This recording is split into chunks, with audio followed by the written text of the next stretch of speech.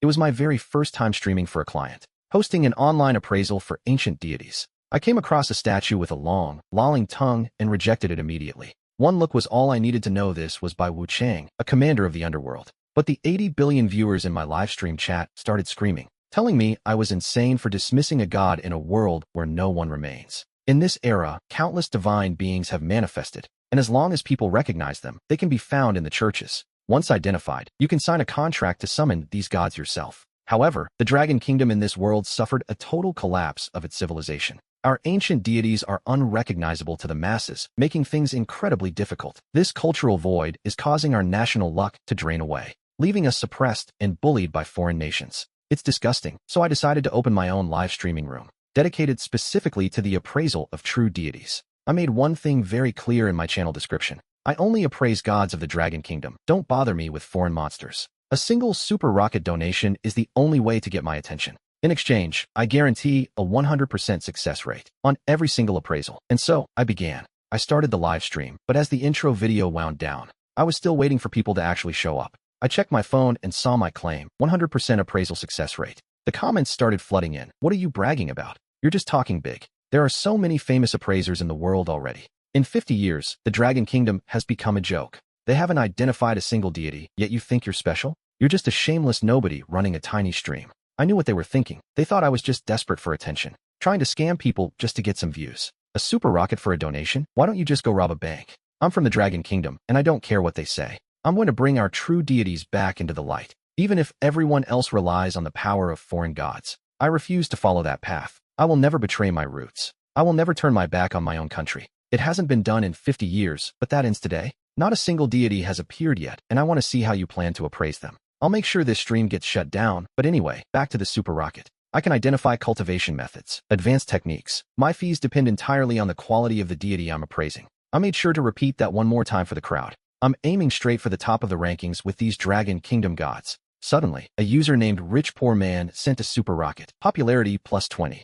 Thanks for the support, I said. He replied that he was curious. That donation was a success in itself. I looked at his screen. The room he was in was incredibly luxurious. Thank you, I said as the video feed connected. Dramatic music began to swell in the background. The simulation environment loaded up instantly. It looked like a set from a divine TV drama. Just how rich was this guy? He had so many divine artifacts that even the National Deity Museum couldn't even begin to compare to this collection. A handsome young man appeared on the screen. I have a statue here, he said. Help me appraise it. I've looked for experts. I've hired plenty of people to take a look at it already. They all claim it's a god of wealth, but I know it's not. They can't name him, and they can't wake him. It's a total disaster. God of wealth. I thought, this is a load of crap. This is clearly one of the 10 underworld commanders. It was by Wu Chang, not some god of wealth. There isn't just one god of wealth in the Dragon Kingdom. The viewers started chiming in with their own appraisals. How can there be another god of life? One asked. Everyone kept calling him a god of wealth. The chat was flooded with the same title over and over again. God of wealth, god of wealth, god of wealth. The vision brings fortune, so they assume he must be a deity of riches.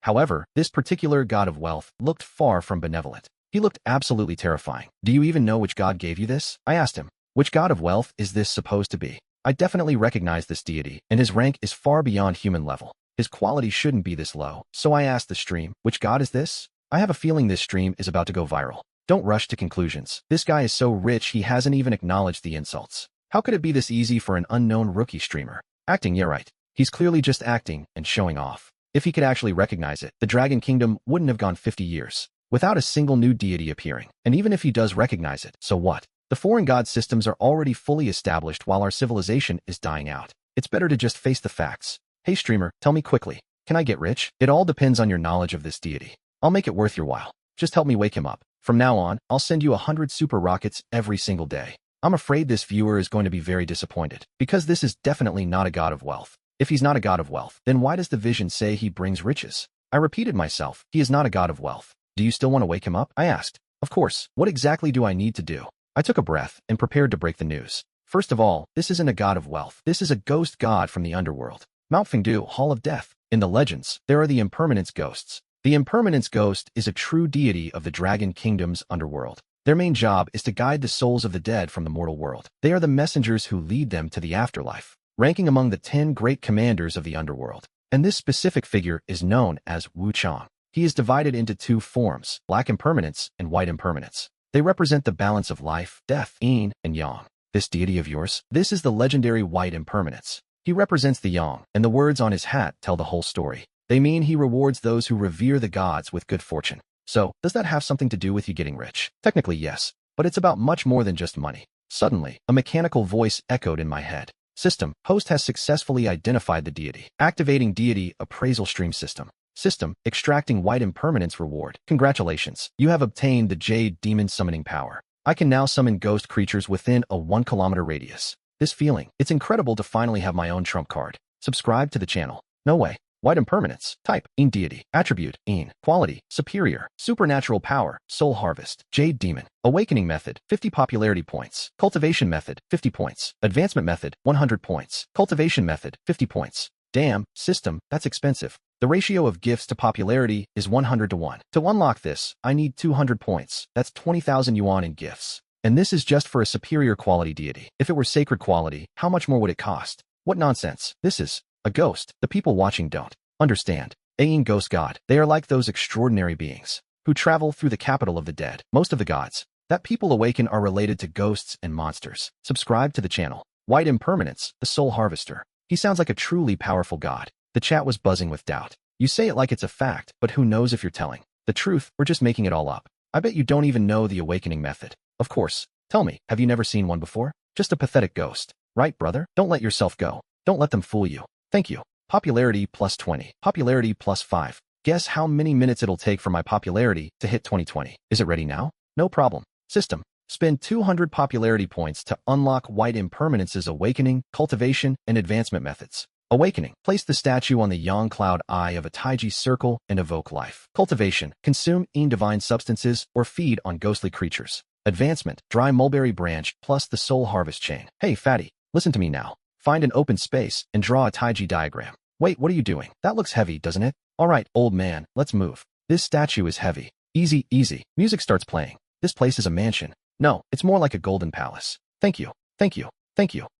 Thank you. Mingao, what are you doing? Sister, I finally know the origin of this deity. I'm getting ready to awaken White Impermanence. White Impermanence? She asked. Yes. Wait, isn't this the god of wealth? She countered. I told her, this is White Impermanence, Ain god of our dragon kingdom. She looked at me like I was crazy. How is that possible? Every expert says it's the god of wealth. I found an appraiser to help me value it, and it cost me over 200,000 yuan. He's just a small streamer with less than 1,000 followers. Is this the appraiser you're talking about? You must have hit your head on the door. Do you really believe this? I can't believe you're falling for this kind of nonsense. Go get those 200,000 yuan back from that fatty. My sister's lecture hit me like a barrage of bullets, leaving me feeling wronged. It's only 200,000 yuan. What if I actually manage to awaken him? No one in the Dragon Kingdom has awakened a new god in 50 years. Do you really think a small-time streamer has that kind of power? A person can only form contracts with 10 gods in their entire lifetime. If this turns out to be a trash-tier god, my sister's future is over. Everything I've worked for will be ruined. Sure, a contract can be broken, but the damage to the soul is permanent.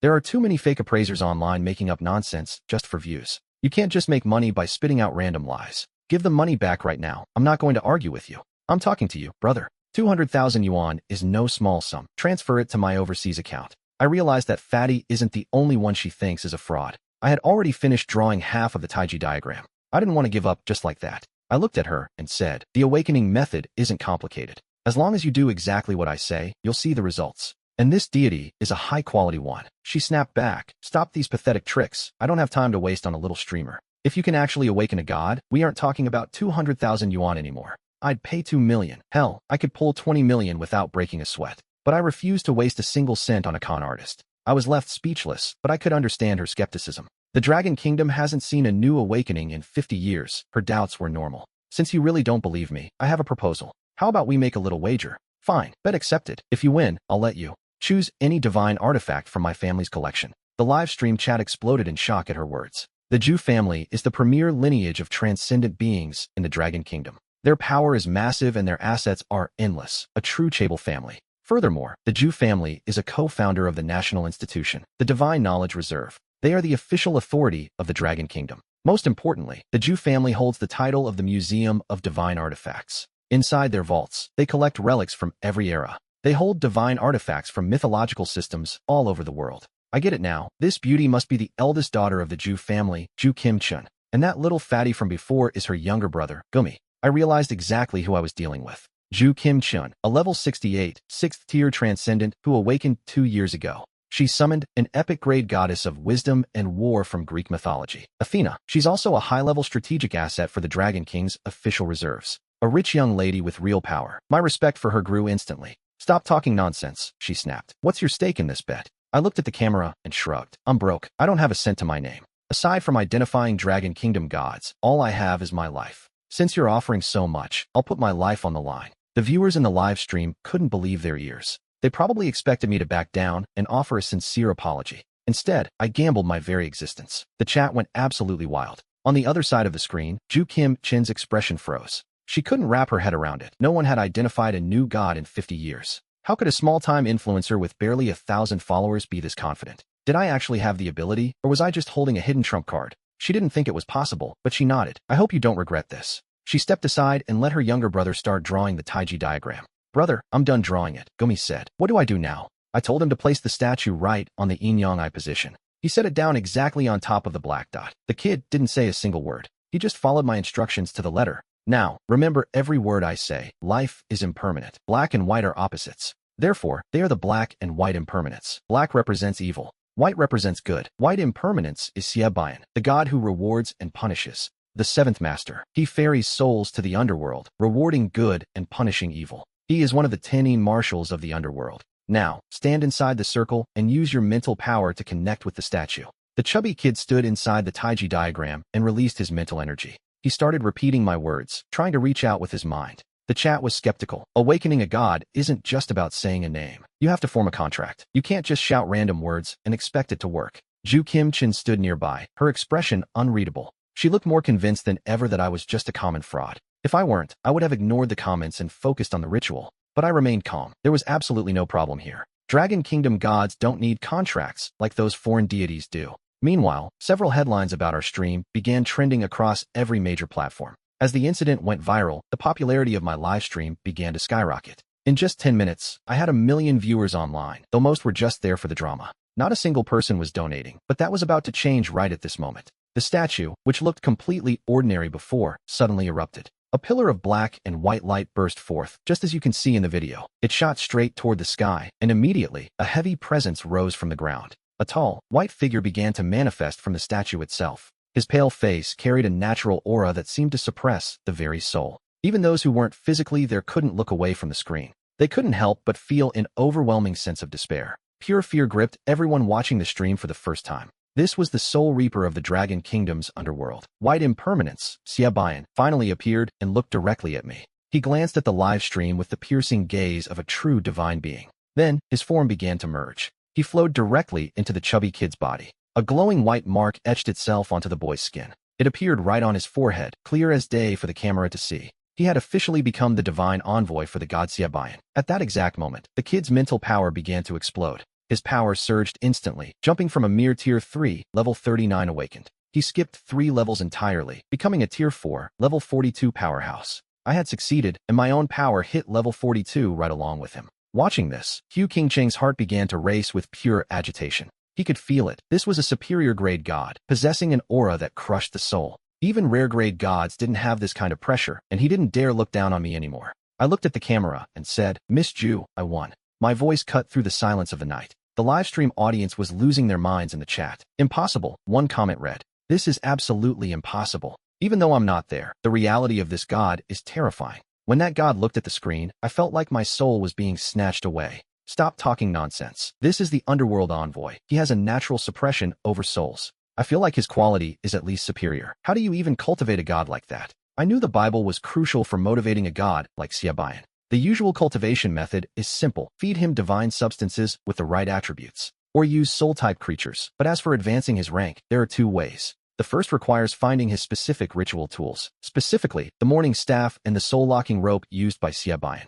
The soul-locking rope and the Morning Staff, 2 paths to perfect grade quality. Then there's the second way, the incorporeal soul-snatching god. 1 black, 1 white. If Fan Wujiu is awakened, their quality jumps automatically. My words echoed like a thunderclap in everyone's minds. To have even a single chance at advancement and development is everything. Finding 1 opportunity is rare enough, but having 2 is unheard of. A path to advancement like this is the rarest thing in the world. And 3 separate opportunities for growth? You could count the people who've achieved that on one hand. In the entire Dragon Kingdom, your family runs the Museum of Divine Artifacts. Finding the right tools shouldn't be hard for you. As for finding the statue of Fan Wujiu, that will come down to pure luck. I can't help with luck, but I do have a bit of knowledge regarding artifact identification. The moment I said that, the entire room went dead silent. They were stupefied, staring at me as if I were some kind of monster. Not only can I identify the lost gods of the Dragon Kingdom, but I can also identify their specific divine artifacts. Common people holding these artifacts can only tap into a fraction of their power. They don't even reach a tenth of their true potential in ordinary hands. But in the hands of the right god, their combat power reaches the absolute extreme. It's a tragedy that the Dragon Kingdom's divine artifacts are buried under layers of dust, and the gods themselves are scattered across the world, trapped in a deep slumber that makes perfection nearly impossible to achieve. Master Su, I apologize for my earlier comments. I lost the bet, and I'm ready to pay up. I'll come get you right now. You can choose any divine artifact from the Gu family treasury. Hyukin Chen's total surrender didn't surprise me at all. Besides, I had high expectations for the Hu family's Museum of Divine Artifacts. After we exchanged contact info on the platform, I finally shut down the live stream. I went straight to checking my current popularity value. I had 2,500 points sitting there. I opened the system shop immediately. Countless dazzling products flashed before my eyes. Wood attribute crystals, blind boxes for statues and artifacts. The prices range from 200 to 1,000 points. Then I saw it. The afterimage of Nuwa, priced at 500,000 points, a broken statue of the creator goddess herself. The system reminded me that 5 items refresh daily, and I can pin 1 item per month to keep it from disappearing. I didn't expect to find Mother Nuwa, one of the ancient creator goddesses, so soon. It's a shame the statue is incomplete right now. In this state, I can't summon the true, great goddess Nuwa. However, the system refreshes the shop every single day, so maybe I'll get lucky and find the missing pieces soon. And 500,000 popularity points translates to 50 million in tips. It's not that much. With my skills, I just need to get the word out. Hundreds of thousands will flow in and out in a matter of minutes. I immediately pinned the Nuwa statue so it wouldn't disappear. Then, I turned my attention back to that first-order divine blind box. It costs 500 points and can drop a high-quality god at best. Time to gamble. I spent the 500 points, leaving me with a balance of 2,000. A pillar of light erupted and a half-meter-tall bronze chest appeared before me. The system prompted me to offer a drop of my own blood to open it. I didn't hesitate to unlock the blind box. Without a word, the seal on the chest peeled away. The lid slowly creaked open. I stared at the silhouette forming within the glowing light, a charming figure in a pure white dress. Behind her, a massive snake coiled, its scales translucent like jade. She looked ethereal, almost like a dream. This is the White Lady, by Sujin. I successfully identified her. White snake, demon god type, water attribute, high quality. I also pulled a bonus item, the Old Worm's Ganoderma, a legendary herb that can resurrect the dead. It's too good to waste on just any deity, so I'll save it as my trump card for resurrection. I turned my gaze back to the statue of the white snake. I had considered countless possibilities, but I never imagined it would be her. The woman who sacrificed everything for love, by Sujin, a woman willing to give her life just to find a soul to love. A 1,000-year-old demon snake who gave up her chance at immortality.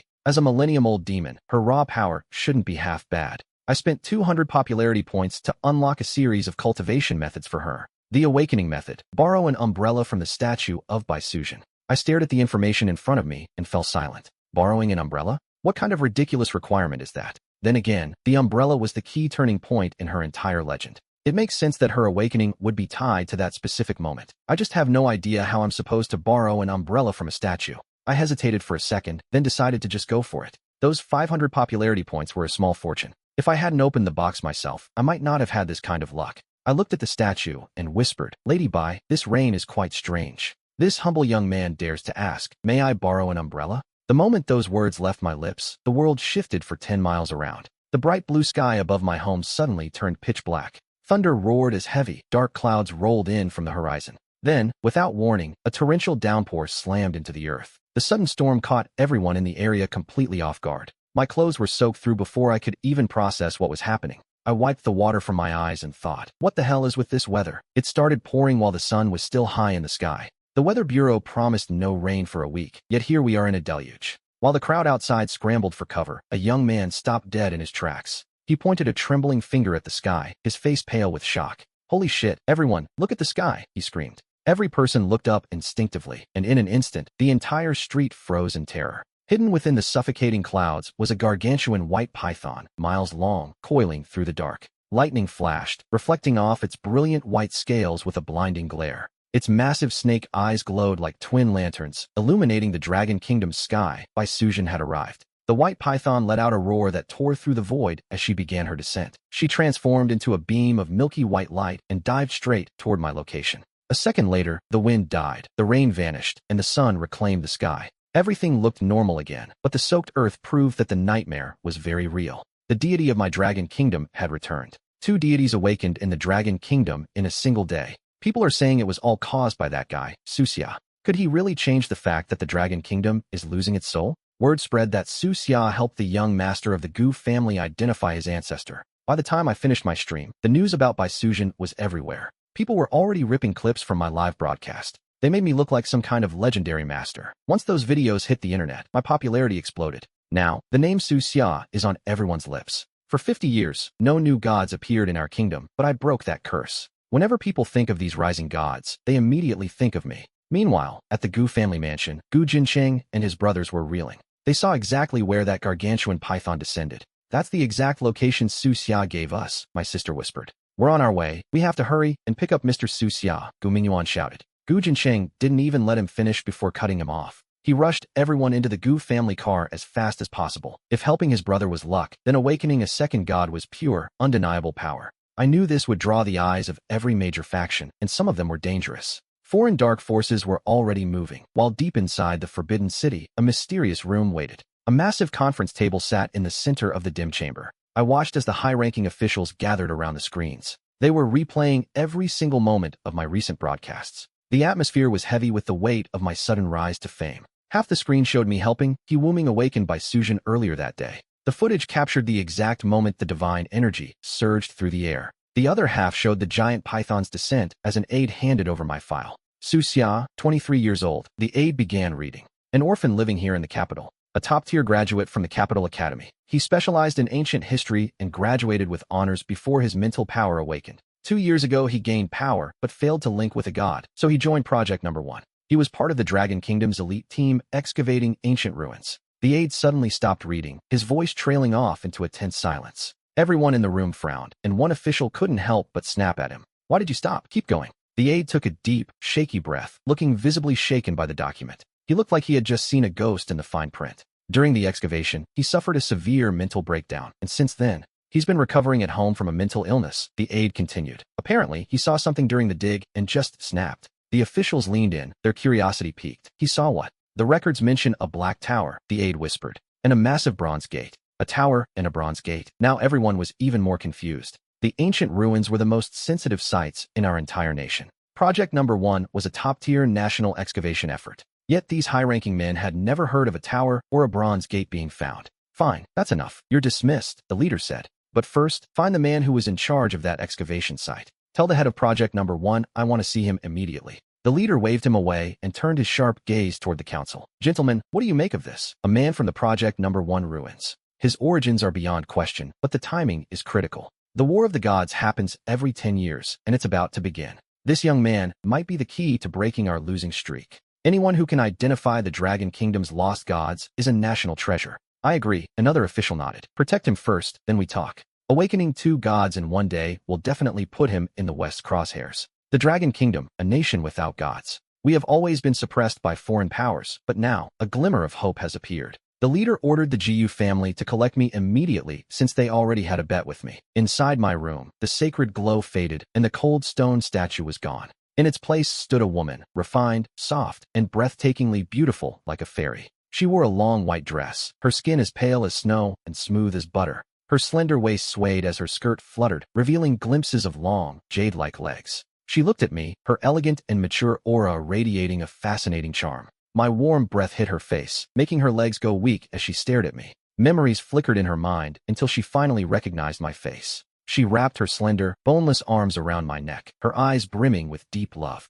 She took the initiative and leaned in, deepening a kiss that caught me off guard. I was still immersed in the sensation of awakening the white snake when I felt the warmth in my arms. My brain was just starting to snap back to reality when I felt something soft and slick. My heart trembled as I suddenly opened my eyes to see Bai Sujin's stunning face. Her boldness completely startled me. What is this snake doing? If I didn't know better, I'd think she was trying to kill me. I instinctively tried to push her away, but she opened her moist, longing eyes. Her delicate voice whispered in my ear, sending a sudden shiver down my spine. Is she a snake spirit or a fox spirit? I couldn't even tell anymore. I tried to clear things up, feeling a bit awkward. I'm not Su Xian, I said, but Bai Sujin just shook her head. She stared at my face with absolute conviction. Even after 700 years, I could never mistake you for anyone else. I felt the intensity of her gaze burning into me. According to the legends of human history, the tale of the white snake took place during the Song dynasty. Su Xian was just a mortal. He should have been dead for centuries. 700 years is a long time to hold a grudge or a crush. Husband, do you really not remember me? Her face clouded with a deep, crushing sadness that made my eyelids twitch.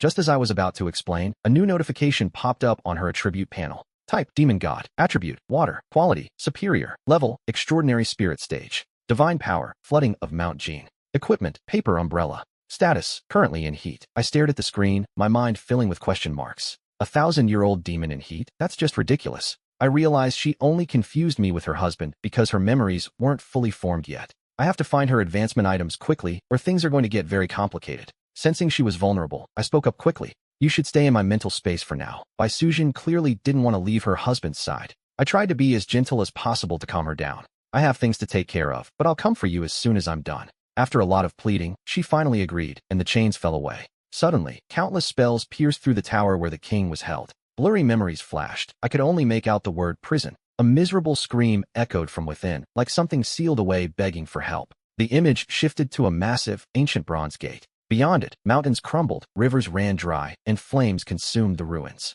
It was a dead, desolate world where an unprecedented war had clearly taken place. I remembered the first university event back in the year 2000. That was when I first encountered the divine beast of this world. I saw myself inside that bronze gate, dragging something with all my strength. I was escaping through the mist, trying to pull it out. I told the scientific expedition team about these visions, but they thought I was delusional. They called me crazy and fired me on the spot. When I first transmigrated, I didn't have these memories and didn't pay much attention. But this sudden realization made me certain the number one god, Jihad, was no simple man. I was seeing a massive secret buried deep within the earth. And now, I was finally inside. The bronze gate, and that ribbon. If he is the guardian of the Kunlun heavenly realm, could that bronze gate be the entrance itself? But what about that black tower? Just as I was lost in thought, a loud knock echoed from the front door. I snapped back to reality and checked the time. It had to be the He family, so I pushed my doubts aside, stood up, and opened the door. There stood a short, chubby man draped in gold, radiating the aura of the nouveau riche, Hu Ningao. Standing beside him was an elegant, noble woman with long, flowing golden hair. Her golden skirt shimmered, and her skin was as white and flawless as fresh snow, radiating a sense of holiness. She possessed a transcendental beauty, her face a picture of pure elegance. She carried an air of untouchable majesty. I could easily guess that this was the Athena of the He family masters. I felt like a man who couldn't even compare to her presence. It's me, the chubby Hu Ningao shouted, breaking the silence. He rushed toward me, his admiration having reached the point of worshipping me like a god. Mr. Su, Hu Kimchin greeted me with a happy, polite smile. The He family treasury is now open to you. I will personally take you to select your artifacts and fine wines. Hu Kimchin got straight to the point, and I gave him a nod. I climbed into the He family car, staying quiet while Hu Ningao did all the talking. He wouldn't stop leaning in toward me, calling me Master Su over and over. My respect for you, Master, is like a mighty, flowing river. It's like the flooding of the Yellow River. Once it's unleashed, it's unstoppable. Hearing one word from you is better than 10 years of study. Seeing you here is the honor of my life. When I get home, I'll burn incense for my ancestors. My eyelids twitched violently at his constant babbling. Was this chubby guy really the young master of the He family, or just some shameless flatterer? I didn't even bother paying him any more attention. I leaned back in my seat, pulled myself together, and stayed still. I closed my eyes to get some rest, but the chubby guy didn't stop. He kept spitting everywhere as he spoke, using every compliment in his vocabulary while Hu Kimchin watched. She was secretly observing me, her eyes filled with deep curiosity. As the successor of Athena, she represented the goddess of wisdom, yet she couldn't read me at all. The car arrived quickly at the massive He family estate. It was a landscape of pavilions, towers, gardens, and private parks. The mansion was so enormous and luxurious it practically occupied the entire hillside. I realized that even the ancient emperors of the past couldn't compare to even a tenth of the He family's sheer wealth. After walking for nearly half an hour, I finally reached the main hall where several elders were seated. A middle-aged man sat in the head seat, looking remarkably similar to the Hu siblings. He was likely the current head of the He family, and the moment I entered, every eye in the room locked onto me. They watched me with a mix of curiosity, surprise, and satisfaction, but I didn't flinch. I wasn't humble, nor was I arrogant, as I simply said, "Greetings to the elders." Not bad, the He family head replied with a satisfied smile. "Young man, having the Dragon Kingdom in your heart is a blessing. I looked him in the eye and replied, "You're joking. Being a person of the Dragon Kingdom isn't just a blessing, it's a duty." In that moment, I let my pride as a son of the Dragon Kingdom radiate from me. I stood tall, making it clear how much I honored my heritage. My words struck a chord with everyone present, and I could feel their respect for me growing. The tension in the room shifted into genuine admiration. We exchanged a few more formal pleasantries. The conversation was simple, but the weight behind it was heavy. Finally, the leaders of the He family led me toward their private treasury. We arrived at the entrance of the He family treasury. I prepared to start my live stream as we approached the massive vault. After passing through layers of mechanical security doors, we entered a vast, hidden space. The room was filled with an unimaginable number of treasures. There were rows of swords, spears, halberds, rare silks, and ancient medicinal pills. I finally understood why they were called the Museum of Divine Artifacts. It held legendary relics from every mythology on Earth. I turned to the head of the family and asked, "Can I stream from in here?" My only goal was to awaken the great goddess Nuwa, but my current popularity was still far too low. Now that I was inside the He family treasury, it was the perfect time to ride this wave of hype and farm some rewards. "Of course you can," the head of the family replied, his voice full of pride. The He family's power is world-class, and their collection is second to none. The vault was rigged with countless traps and guarded day and night by elite security experts. Even the strongest intruders wouldn't stand a chance, so with their permission, I happily started the stream. The title live from the He family Museum of Divine Artifacts exploded, drawing in millions the second I went live. The viewers were instantly stunned by the sight, spamming the chat with, "Holy crap, are those all divine artifacts? Only the He family has the power to hoard a collection like this," another user commented. "I can't believe I'm seeing the legendary He treasury with my own eyes. My life is complete." Seriously, any single item in there, even a brick, is worth enough for a normal person to live on for life. The chat was a war zone of envy, with some calling them evil capitalists and others saying I had finally made it. "You guys are too fickle," one fan wrote. "The artifacts are cool, but the real prize is the streamer's connection to the He family. With the He family backing him, he can basically do whatever he wants anywhere in the world." But then the haters arrived. Humph. Most of those artifacts were taken from overseas. Stealing from others and acting like they own them? The He family is truly shameless. I propose the He family returns every single artifact to its country of origin immediately. I watched the screen as my loyal fans fired back. Humph. Look at all these traitors. Some people have been kneeling for so long they've forgotten how to stand up. Some people have played the role of a lapdog for so long they've actually turned into dogs. I glanced at the chaotic chat and let out a couple of sarcastic scoffs before moving deeper into the vault. The head of the family turned his focus back to the treasure. He told me that according to the promise made to his daughter, I could take my pick. Standing among these divine artifacts, a person truly feels small. "Choose any one you like," he said, "and as thanks for helping my son, my family will give you a second one." I curled my lips into a smirk, enjoying the unexpected profit. Turning down a free gift is just plain stupid. "Thank you, Patriarch," I said. "I won't be polite then." At that moment, the chat went absolutely nuclear again.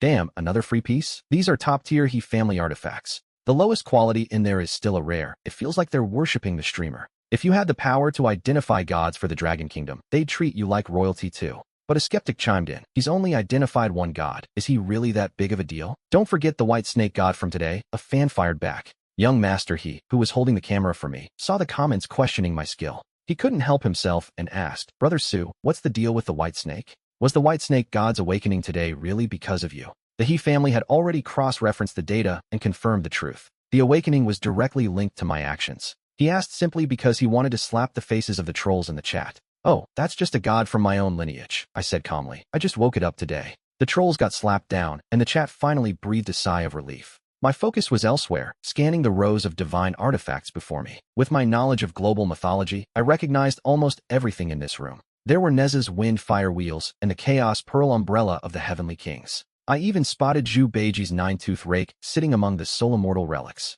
Then my eyes landed on a Western artifact, the Sword of Victory belonging to Freyr. In the myths, this blade could fly on its own and strike down enemies. But to me, it was just an ordinary flying sword, something every Dragon Kingdom cultivator carries. The West treats it like a holy treasure, but to us, it's common junk. Ridiculous. As I browsed, a comment popped up in the stream. "Can the streamer identify artifacts too?" "Go on then, identify a few for us." "Look at him, he looks like he's totally lost." If he actually knew what they were, he wouldn't be taking this long to pick one. The bots were everywhere, desperate to find a new reason to stir up trouble. I glanced at the screen and spoke calmly. "You want to see me identify these? Fine, 1 super rocket per artifact. I don't do charity work." The He family elders perked up immediately. They had dozens of artifacts with unknown origins. Without knowing their history, they couldn't unlock their true power. If I could identify them, the He family's strength would skyrocket overnight. Before the Patriarch could even speak, young Master He beat him to the punch. He dropped 150 super rockets into the chat, shouting, "Brother Su, here's your fee." I looked around and picked out the wind fire wheels from the pile of divine artifacts.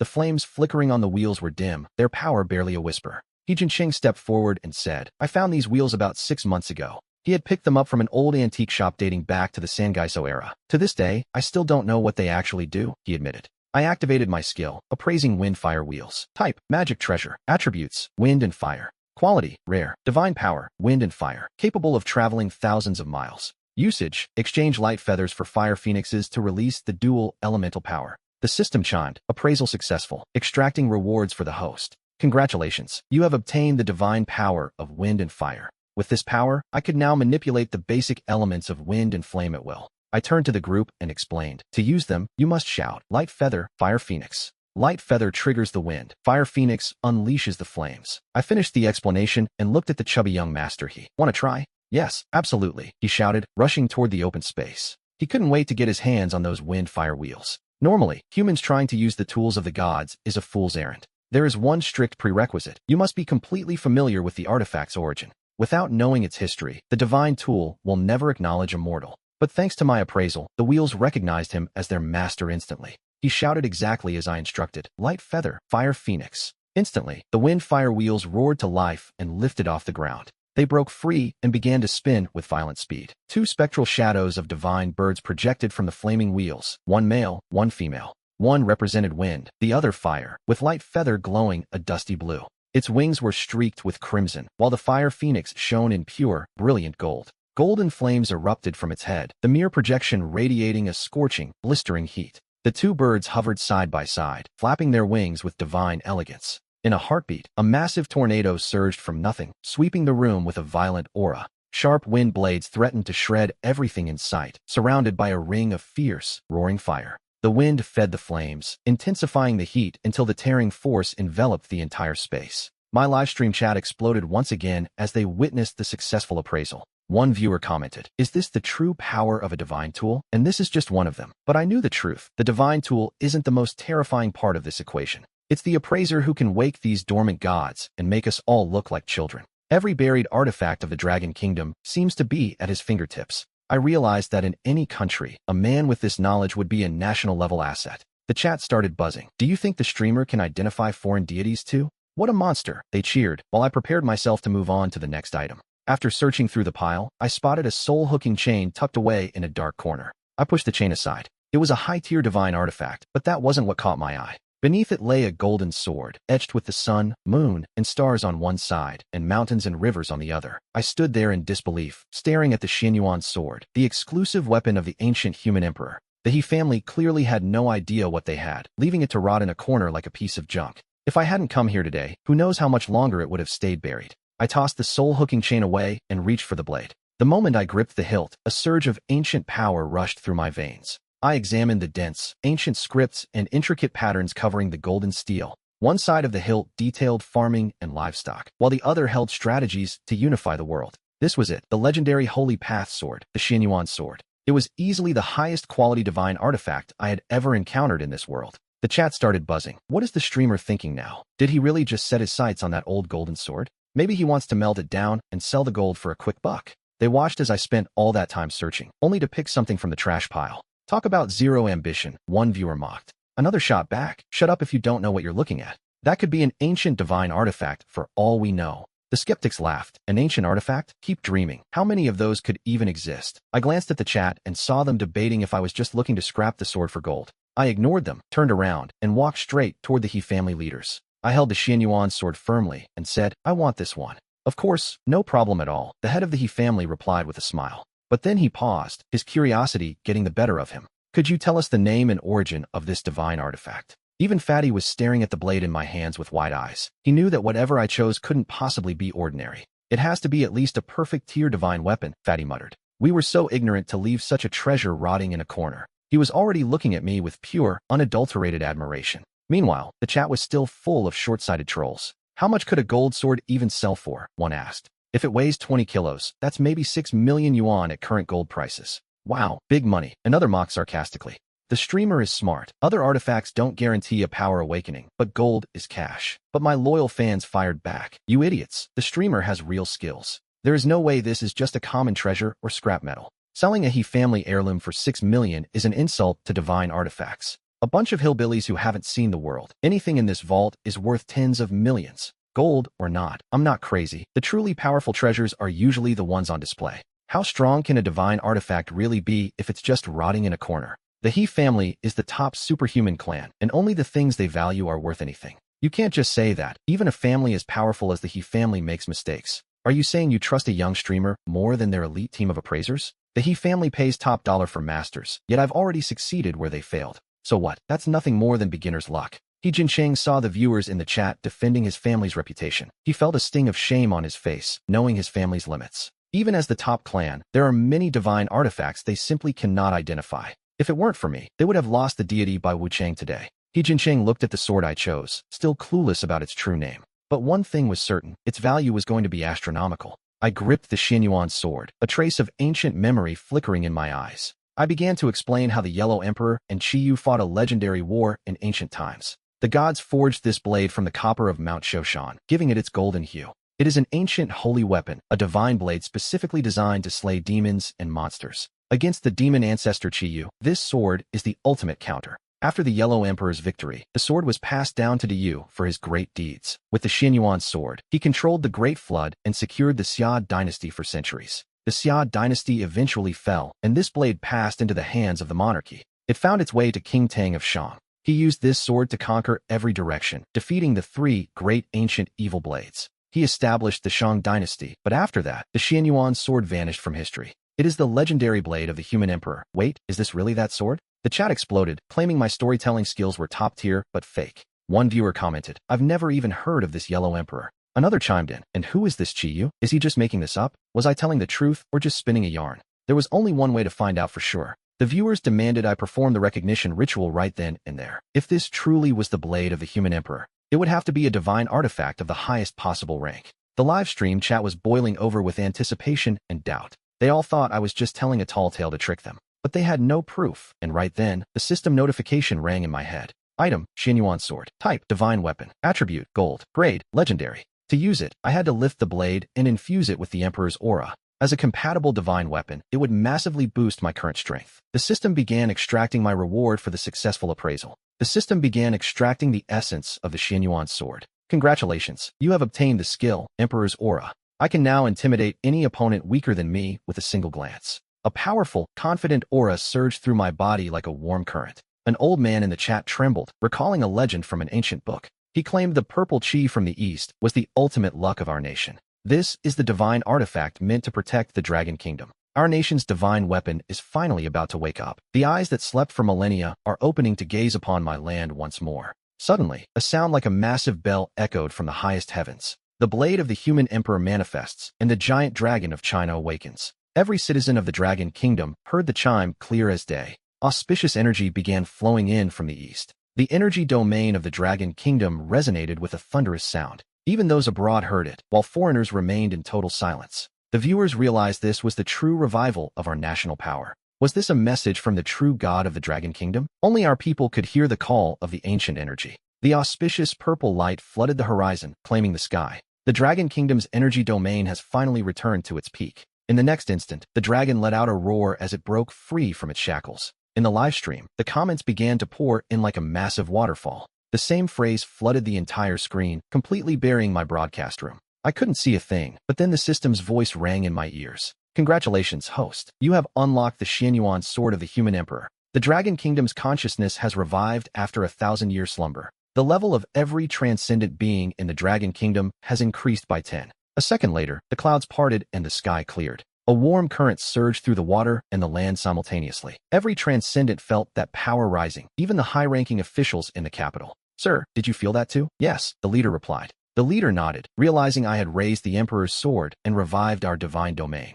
The strength of our entire nation's transcendent forces has skyrocketed. No one expected the fading energy of our region to return like this. The Dragon Kingdom's energy had been declining for years, but now it's back. I had single-handedly revived it, and now the officials were watching my every move. Prepare to intervene at any moment, the leader ordered. We must protect this genius. I was the only one capable of reviving the energy domain of our kingdom. And then there were the wind and fire wheels I had just identified. The sheer weight of these revelations was almost too much to handle. I could feel it. This blade held the primal energy of our Dragon Kingdom's domain.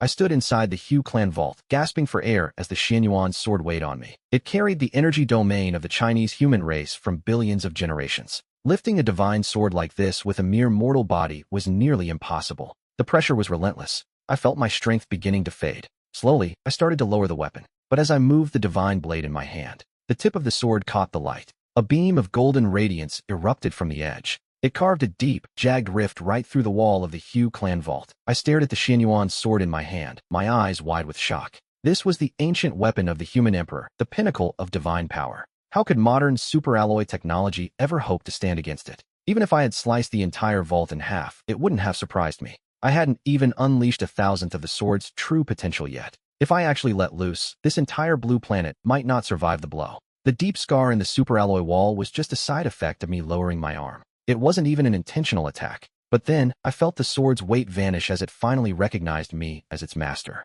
The so-called transcendent humans and this blade shouldn't be compatible. Yet the Xianyuan sword felt like it was finally ready to be wielded by me. As I gripped the hilt, an inexplicable sensation surged through my veins. It felt as if this sword and I had known each other for lifetimes. Like it had been waiting for me all this time. The blade cut through that wall like it was wet clay. The golden glow was so intense that I felt like I was going blind, even through the screen. That flash of light from the Xianyuan sword left the viewers in the stream dazed. I just smiled without saying a word, knowing the truth in my heart. Slicing a superalloy wall is nothing for an ancient divine weapon. The audience was losing their minds over a simple side effect. If I could actually unlock the full potential of this divine blade, splitting this entire blue planet in half wouldn't even be difficult. Wait, that's an artifact from our country, one commenter lied. That belongs to Korea. It even has our ancient script on it. The chat was exploding with desperate claims from every corner of the globe. Master Su, I'm from the US. I'll pay any price to buy that weapon from you.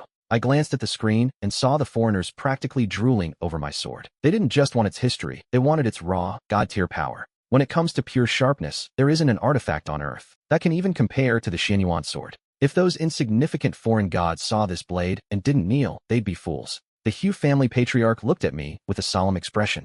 Don't worry, I'll keep this sword safe, I replied firmly. The Xianyuan sword is a legendary tier artifact. Calling it priceless is an understatement. The patriarch offered to send elite guards to protect me and the blade. A precious sword deserves a true hero, he said, and it belongs with you. Leaving it in the family vault would have been a tragic waste. Hu Minggao approached me, his eyes full of genuine admiration. Master Su, you looked incredible holding that sword just now. I'm so annoyed I forgot to take a screenshot for my phone wallpaper. I just thought, no, get away from me. I knew I looked good, but a grown man having me as his wallpaper? Creepy. Minggao laughed and asked if I remembered the Baibu Chan I needed. He spoke quickly, reminding me it was the first deity identified in decades. Even if he forgot his own name, he wouldn't forget that. He promised he hadn't forgotten a single detail about the morning staff. I realized then that I was actually in luck. I carefully stored the Xianyuan sword inside my mental space. Then I reached down and picked up the morning staff I had spotted earlier. You're telling me this is the actual morning staff of Baibu Chan? I gave a small smile and began to explain the truth behind the artifact. In the underworld, there are countless messenger spirits serving the gods.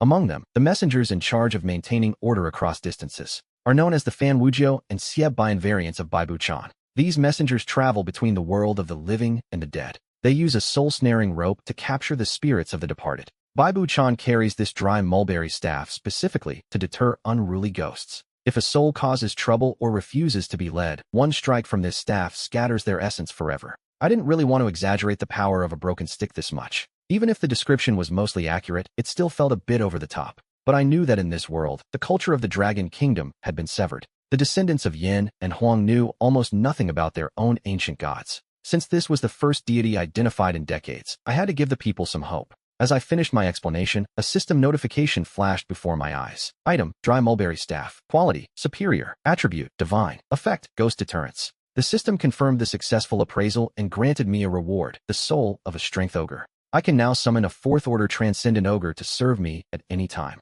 Ghosts slain by this dry mulberry staff can even reach the fourth-order transcendent rank. Right at that moment, a notification from the stream caught my attention. A bright light flashed across the screen. A special floating message suddenly appeared in the comment section. Someone had spent a rocket gift just to make their insult stand out.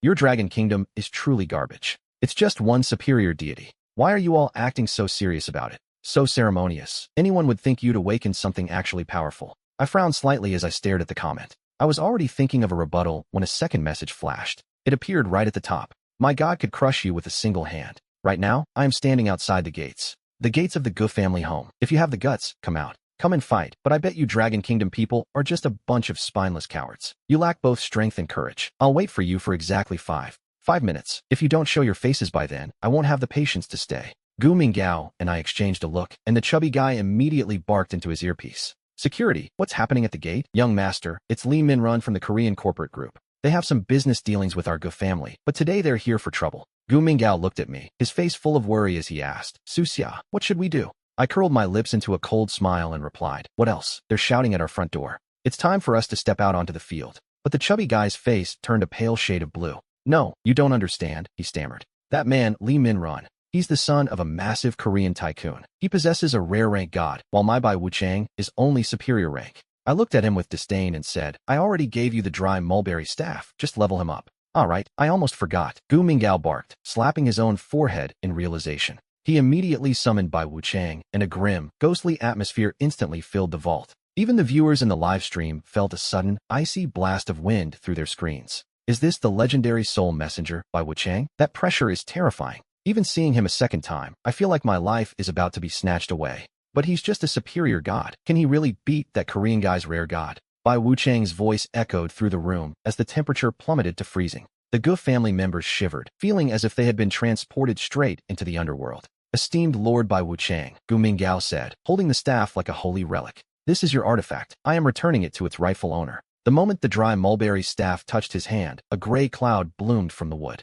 A golden glow erupted, and the temperature in the vault plummeted instantly. Gu Minggao couldn't stop himself from sneezing as Bai Wuchang's aura began to surge. The evolution was starting right before my eyes. In seconds, Bai Wuchang's stats underwent a massive transformation. His rank jumped straight to rare rank, unlocking new divine powers, soul snatch, and ghost control. But the god wasn't the only one changing. Because of the contract bond, Gu Minggao's own power level began to skyrocket. He jumped 4 levels in a single breath, reaching level 46. Holy crap, he actually evolved into a rare god. Gu Minggao shouted, his face flushed with excitement. He looked at me like I was a savior and prepared to drop to his knees. In just one day, I had helped him climb 7 levels total. Without my help, it would have taken him years to reach this height. I reached out and caught him before he could hit the floor, saying, stop it, focus on the task. The kid is honest to a fault, but I wasn't about to let him worship me in public. Not with the entire Gu family watching and millions of viewers tuned into the livestream. Master Su, you have done a great service for the Gu family. The patriarch, Guyao, spoke up. He stood tall, his voice echoing with newfound respect for me. Your achievements are clear for everyone in the Dragon Kingdom to see. A bow of gratitude isn't just reasonable, it is absolutely necessary. Is it really necessary to kneel for something so small? Does the young master of the Gu family have more money than brains? The viewers in the live stream were left speechless watching Gu Minggao's display. He looked so desperate and vulnerable in front of the cameras. Meanwhile, a familiar sound echoed in my mind. The system notification chimed. Host has successfully helped the god advance. Extracting reward from Bai Wuchang. Congratulations, host. I had just acquired the divine power, Soul Snatch. This skill allows me to rip the soul right out of a target's body. The greater the gap between our strengths, the more souls I can seize at once. A person is made of 3 souls and 7 spirits. According to the system's description of this divine power, any enemy I focus on is in immediate danger. The stronger the opponent is compared to me, the fewer spirits I can grab, but even one is enough. Tearing away a single spirit is a devastating blow to any enemy's combat power. I looked at Gu Minggao and said, Bai Wuchang has evolved. Go deal with that Korean. Gu Minggao nodded and turned to Bai Wuchang with deep respect. Lord Wuchang, there is a pack of stray gods outside causing trouble. Please, take action. Bai Wuchang gripped his staff and snorted. A pack of mutts dares to challenge the Dragon Kingdom? Where are they? This old man will find them. Meanwhile, inside the church cabin, deep within the Dragon Kingdom Hospital, inside a secret alloy basement, the space was vast and blindingly bright. The kind of powerful figures you only see on TV were all gathered right here. They represented the absolute elite of the entire realm. And today, they had all assembled for the sake of one person, Susha. On the massive conference room screen, my live broadcast was playing for all to see. These big shots were top-tier figures who were usually busy every second of the day. But now, they sat in total silence. After watching my stream for a long time, they made a choice. From this day forward, every single one of my actions would be classified as a top-secret operation. One of the big shots finally spoke up first. Isn't it a bit rash to make such a quick decision? He asked. He suggested we should observe my abilities for a while longer. He admitted I deserved special attention, but argued for more caution with such a major decree. On the screen, I raised my sword. I stood there alone with my lineage, thinking about the meaning of life. Did you not see it? Another leader snapped back. We already had confirmation. The very luck of the Dragon Country had seen a massive surge. The power levels of every transcendent in the East Dragon Nation had increased because of me. Do you still want to investigate? He asked rhetorically, demanding they cultivate my growth at all costs. Give him the best resources, he commanded, his status clearly carrying immense weight. Sir, I support you, said a middle-aged man with a powerful build. He stood up abruptly, slamming his hand onto the table with a loud thud. The wind and fire wheels were successfully identified just a moment ago. There is a statue of a child kept within the national treasury. Suddenly, its entire body erupted into a blaze of intense flames. Even though the fire was quickly extinguished, the message was clear. I suspect this statue is the only one of its kind in history, and it's linked to him. With the wind and fire wheels found, the god is waking up and strange phenomena are appearing. Such an event is almost unheard of in the history of that statue. Its power must be extraordinary, and I dare say only Su Xia can solve its mystery. He is the only one who can unlock the secrets of that relic. Chapter 15, The Cursed Sky. The work was finally done. The sheer ability I displayed in the face of death left them speechless. I had completely won over this group of powerful big shots. Which team should we send? One of the leaders asked the room. Aside from the president himself, the Dragon Group was the highest authority. This is the Dragon Kingdom. After all, the meaning of the Dragon Group is obvious. Send the Dragon Group immediately to show how much we value him, and don't forget to subscribe. Don't interfere in the battle between Hyung-Min Gao and Lin Ingren. I want to see the true strength of anyone who dares to challenge the Geo family. Even though Bai Buchan has advanced, Hyung-Min O still lacks real combat experience. But as a descendant of the Dragon Kingdom facing foreign provocation, I believe this little guy won't let us down. Outside the house of HEW, Li Mengruan stood tall beside her god while I took a quick look. It was the Bear Queen, an Earth-type beast god. Rare quality, divine power, and the roar of the Bear King. I stood stunned for a second. In this country, it seems like absolutely anything can become a god. A female bear worshipped as a deity? I had to laugh. Li Mengruan lit a cigarette with total confidence and said, "Let me introduce you. This is my contracted god, the mother of Dangun from our great nation." The moment she said, Bear Queen, the live stream chat exploded. The comments were ruthless. Is she serious? Dangun is barely a god, but his mother is just a wild animal. If a bear is a god, then the stray dog at my front door is a dog god too, right? This country is hilarious. Their monarch was born from a bear. Dangun's father must have been a real piece of work to pull that off. Li Mengruan didn't see the mockery, thinking our silence meant we were terrified of her god. The arrogant smile on her face grew even wider. She stepped out of the house with total confidence. "Let my god fight," she declared. "Today, I'll show you how the first god of your Dragon Kingdom falls." Beside me, Bai Buchan's face twitched with annoyance at her boasting. I looked at him helplessly and said, "Forget it, we're already here. Just give her a fight." Bai Buchan sighed, raised his morning staff, and walked toward the Bear Queen. The bear let out a massive roar, looking impressive for a split second. But then, Bai Buchan slammed his staff directly into the beast's head. The Bear Queen whimpered and rolled across the ground in pain. Bai Buchan curled his lip and looked at Hyung-Min Gao with pure disappointment. "Kid, I know we have a pact, but can't you find me a decent god to fight? Does this thing even count as a deity?" Li Mengruan stood there, stunned, watching her god roll in the dirt like a common animal. "Shut up," she screamed, and the Bear Queen finally scrambled back to its feet. With another roar, the beast lunged straight at Bai Buchan. Hyung-Min Gao panicked and shouted, "Lord Buchan, watch out." Bai Buchan's eyes narrowed as he muttered coldly, "You still dare to be insolent." The morning staff in his hand flashed with a dark, ominous light. He struck the bear's body so hard it didn't even have time to whimper. The blow ripped the soul right out of the beast, leaving its massive body to collapse and Li Mengruan to cough up blood. I wasn't seeing things. He actually ripped the soul right out of that body. It made sense. As divine envoys who collect souls, one hit from them should separate spirit from flesh. Hyung-Min Gao looked down coldly at Li Mengruan as she coughed up blood. He turned to his security and said, "Take her to the hospital, I'll cover the costs." After all, she is still a business partner of the Gu family. Injuries are inevitable in combat, but we shouldn't be rude about it. As they dragged her away, I curled my lip, bored that the fierce battle ended in one hit. Hyung-Min Gao asked me, "Grandmaster Su, if they're both rare gods, why was hers so weak?" I replied indifferently, "A god isn't a god just because someone says so. To be strong, a deity needs believers and the power of their offerings. The more incense and worship they receive, the more natural strength they possess. I doubt even those Koreans truly believe that bear is a god." Hyung-Min Gao looked surprised and asked, "Is that really how it works?" I smiled and nodded. "Of course, you can't just become a god whenever you feel like it. True gods protect their people and perform miracles for their believers. Our Dragon Kingdom gods do that. But what has that bear ever done besides exist in a story?" Hyung-Min Gao nodded as the live stream comments began to explode with debate. The viewers agreed that while I was right, our kingdom still lacked its own pantheon.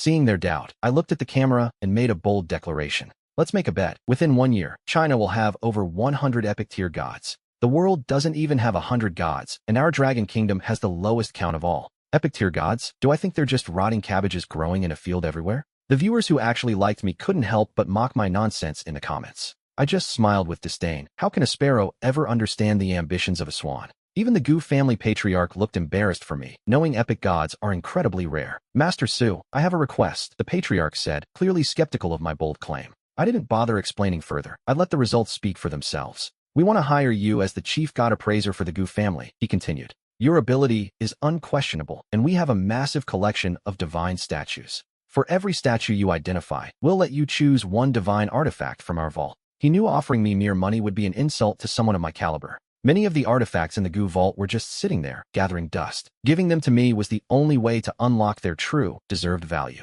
I'll admit, the offer was tempting. I'll help you appraise them, I said, but on one condition. I must be allowed to live stream the entire process to the public. The patriarch was about to agree when he suddenly froze. The sound of heavy, disciplined footsteps echoed through the hall. Everyone turned their heads in unison toward the entrance. A group of high-ranking military officers with majestic bearing was marching straight toward us. We are members of the Dragon Clan, the leader said, introducing himself as Long. He stood at the head of the team, draped in a deep blue cloak. Underneath, he wore an impeccable military uniform. Several stars glittered on his shoulders like lights in the night sky. The uniform alone was enough to broadcast his elite status to the room. As he spoke, the captain pulled out a medal that shimmered with a piercing golden light, embossed with a coiled dragon. The Dragon Clan? That legendary name is a part of history no one can ever forget. They are a mythical organization. It is said that every single member of the Dragon Clan is, at the very minimum, a transcendent tier powerhouse. They are rank 6 experts, all above level 60, and yet my actions had caught their eye. The attention of these officers sent the live stream chat into a total frenzy. What master? He's just a kid. A brainless brat. Is the Dragon Kingdom government really this desperate? Does the government actually believe his absolute nonsense? 100 gods? Does he think they're just lying around waiting to be found? The Gu family patriarch's expression shifted the moment the Dragon Clan appeared. He had been planning to hire me as a high-level advisor for his own family's interests. As the top transcendent family in the kingdom, they knew even a genius could become a threat. I had a deep connection with the officials, but even after meeting them, I knew I couldn't represent the government's interests entirely. Besides, the Gu family patriarch understood the weight of this moment better than anyone. Seeing so many members of the Dragon Clan appear in one place was a massive statement. It proved exactly how much importance the government was placing on me. I knew what the Dragon Clan represented, so I kept my tone polite as I asked, "How can I help you?" "The government wants to invite you to join our official ranks," Long replied. "Are you willing?" he asked, confirming my suspicions about why they had rushed here. The chat exploded. What nonsense. This kid just got lucky today. He identifies 2 statues and gets recruited without a background check. Despite my performance, the public still doubted if I was qualified for such an elite organization. "I can join the officials," I said without a moment's hesitation.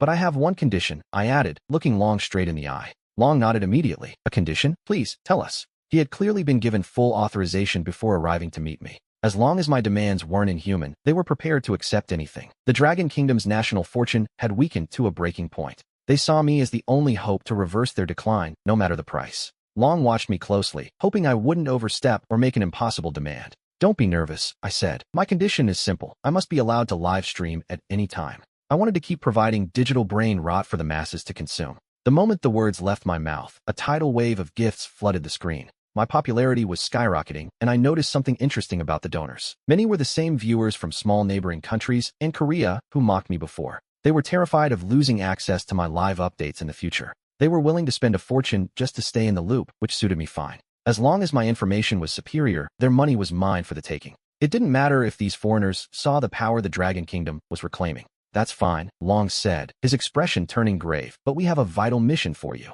"What kind of mission?" I asked, sensing the sudden shift in the air. "The War of the Gods," he replied. "It happens once every decade, and it's about to begin." The War of the Gods. I had never heard that term in my entire life. "It's a long story," Long continued, "and not something I can explain in a few words. I'll explain the history later, but know this, it decides the fate of every nation on Earth." This was a matter of supreme national importance, hidden from the eyes of ordinary people. But now that I was part of the official ranks, I was finally behind the curtain. The government knew that in the upcoming conflict, they were still missing a key piece. They desperately needed my expertise to survive what was coming. That was why Long had taken the initiative to bring up the War of the Gods now. The officials had already made their decision before they even stepped through my door. Starting today, you can contract any god statue in the Dragon Kingdom for free. You can choose any divine tool you desire. The chat immediately exploded with skepticism. Aren't they afraid I'll just take the divine tools and run? The foreign trolls laughed, claiming the Dragon Kingdom was at a dead end. They couldn't believe the nation was trusting a brat who hadn't even grown up yet. They told the Dragon Kingdom to start the countdown to their doom. The viewers watched the kingdom place all its hopes on me and erupted in mockery.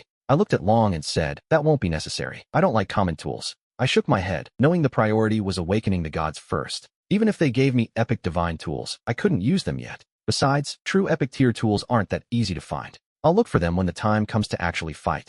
Then we will still need your hard work, Master Su, Long said. He stood tall and gave me a formal military salute. I nodded, feeling the weight of the coming war. I turned to the camera and said, friends, today's livestream ends here. My next move was to head back to the official base with Long. Since there was nothing left to identify here, there was no need to keep filming. The fans begged me to stay, complaining they had just invited friends to watch. I ignored the flood of comments begging for one more minute and ended the stream. After putting my phone away, the head of the He family approached He Qingcheng and his children. He spoke a few words to them before getting He Qingcheng's consent. Then he led He Qingcheng over to my side and said, Master Su, I have a request. We need to take you to a new location now, Long added. We can't let you go back alone, so we're moving to a more secure facility. Your performance today was simply too shocking, Long explained. I nodded in understanding, just as the head of the He family stepped closer. Master Su, my daughter He Qingcheng possesses extraordinary strength. Please, allow Qingcheng to accompany you to the capital for your safety. Let her serve as your personal bodyguard, the He family head said eagerly. He knew he couldn't keep me as the He family's chief appraiser, but sending He Qingcheng to protect me was his next best move. It was a clear attempt to bridge the gap between us, so I looked at Long. Master Su, the decision is entirely yours, Long said seriously. If it were anyone else, we would need to conduct a full background check. But she is the daughter of the Dragon Kingdom's top transcendent family. Her background is flawless, and her power is undeniable. Besides, she is young, roughly the same age as you, Master Su. He seemed to think the two of us would get along well together. Long had his own company of soldiers with him too. I knew exactly what he was, a warrior through and through. Sending him into battle was one thing, but asking him to babysit me just to get closer to my work? Expecting us to chat and relieve boredom felt a bit forced, but I agreed anyway. Besides, I still needed that chubby heir to keep sending those super rockets my way. He Qingcheng looked thrilled when I agreed, so I asked, don't you need to pack? No need, she replied quickly, let's just go. Of course, she actually had a mountain of things to prepare, but the He family could ship those later. She didn't want to waste a single second. We finally made our move and headed out. As we left the He family estate, the internet was already exploding with new trends. The news was absolutely staggering. Rumors claimed that actual gods would descend upon the kingdom within a year. The human emperor's sword, an ancient artifact of legend, had surfaced. The mythical war of the gods was no longer just a story. With the national destiny at stake, I traveled under heavy guard. Escorted by elite forces, I finally reached the inner circle of the capital. We stopped in front of a traditional, elegant courtyard. Master Su, this will be your new residence, they told me. We still have some tasks to hand over tomorrow morning, so we'll be standing guard 24/7 tonight. Please don't leave for now. I knew I couldn't just wander off. Don't worry, He Qingcheng added. I'm living right next door. If you need anything at all, President, you just have to shout. I'll be there. She pointed to the adjacent courtyard, and I simply nodded. I didn't say much as I stepped inside my new quarters. The courtyard was spacious and bright, built with top-tier craftsmanship. The rooms were decorated in an elegant, ancient style that suited me. Standing there, I felt a sense of profound, unfathomable power before sitting down. I opened the system to check my current attributes. Su Xia, human. Level, first level, 3rd grade. Innate skills, Jade, Demon, Gene Mountain Flood. Soul Connection, Deity, by Sujin. Advanced items, Ganoderma lucidum. Popularity value, 10,700, and it was trending toward the top. I looked at the system's internal clock. It refreshes every day at midnight. The number of concurrent viewers on my live stream had never dropped below 1 million, and that chubby heir, Heming Ao, had already rewarded me with hundreds of super rockets. Combined with the smaller gifts from other viewers, my popularity value finally broke 5 figures. I glanced at the system shop and saw the inventory was still the same. I closed the window, deciding to wait for tomorrow's refresh before looking again. I needed to see if anything actually good would appear. My current goal was to hoard 500,000 popularity points as quickly as possible. I needed that amount to buy the afterimage of Nuba. Unless a high-value item appeared, I wouldn't spend a single point. 500,000 points meant millions in gifts. After washing up, I briefly reviewed today's livestream performance. Gaining 10,000 popularity points in a day seemed like a lot to anyone else. But it's nowhere near enough for Nuba. Tomorrow, I have to find a way to earn more. I lay in bed, bored, and started scrolling through my phone. The trending searches on every major platform were all about me. They were calling my act of lifting the Xian Yuan sword with a mortal body a new era, a turning point for the rebirth of humanity. The Dragon Kingdom's transcendent beings were all seeing power upgrades because of it. The government even dispatched the Dragon Group, specifically to invite me to join their official ranks. Wild speculations about my identity were flying everywhere online. Yet, despite the hype, many netizens remained skeptical of my claim. They didn't believe I could actually awaken 100 Dragon Kingdom deities in a single year. The public is still drowning in doubt, but I know I'm not bluffing about identifying 100 of them. The Dragon Kingdom is vast, and its history is rich. It has been many years since our peak. The number of hidden deities reaches into the tens of thousands. Even if I identify 100 a year, it would take centuries to wake them all. Then there are the epic-level deities. Other countries find them rare, but I can list a dozen off the top of my head. Neza, Erlang Shun, Nuba, the Buddha, the Jade Emperor, Taishang Laojun. These beings are epic level at the very least. Finding them is just a matter of luck. Back in the Gu family treasury, I even spotted Zhu Beiji's nine-tooth rake. Even if Zhu Beiji isn't epic level, he is at least a legendary deity. The powerhouses of humanity are returning. The deities of the Dragon Kingdom are truly countless. I wasn't worried at all. The future of the Dragon Kingdom is secure. With all this media hype, my stream tomorrow should pull in even more viewers, right? I thought to myself as I scrolled through the toxic comments. Foreigners were already singing a different tune, terrified of what I'd done. They were panicking, trying their hardest to defame me with every lie they had. I just glanced through it all, barely paying attention. Some people even went as far as to dox me. They leaked my info, claiming the government was covering up some massive crisis. They said I was just a puppet for a wealthy corporation used to boost the Dragon Kingdom, claiming the country was faking its treasures through me, a desperate, pathetic move. It seems I really did have them backed into a corner. I curled my lips into a smirk and tossed my phone aside. Time flew by until midnight, and I glanced at the clock. I slapped my forehead, realizing the system shop had just refreshed. I was saving my popularity points for the Nuba statue, but I couldn't miss a good deal. I opened the system shop to see what today's stock looked like. First up, a Lightning Attribute Divinity Crystal for 400 points. It levels up Lightning Divinity by 1. Second, a Deity Blind Box. 2,000 points for a random chance at a rare quality deity statue.